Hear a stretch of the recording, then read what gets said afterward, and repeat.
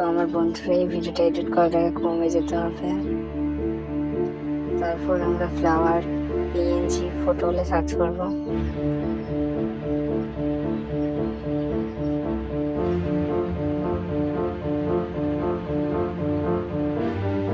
তারপর তোমরা এখানে ইমেজে ক্লিক করবে।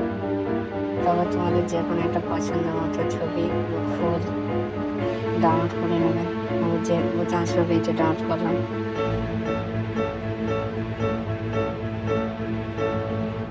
ডাউনলোড হয়ে যাওয়ার পর আমার চলে যাবো পিক্সার্টে,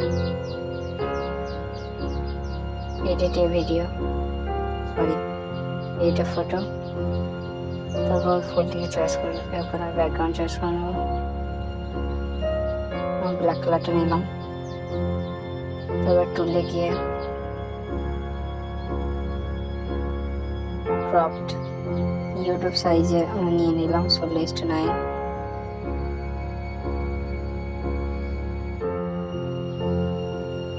তারপর অ্যাড এ ফটো ফুলটিকে নিয়ে নিলাম, অ্যাড।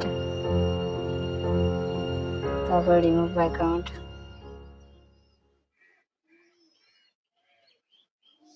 তারপর অপেসিটিকে একটু কম করে নেব আমরা, ঠিক করে নেবো। সিজনাল এবং অপেসিটিটা একটু কম করে নেব, তোমাদের ইচ্ছা মতো রাখতে পারো। টিক মার্ক করবে এবং সেভ। টাটা।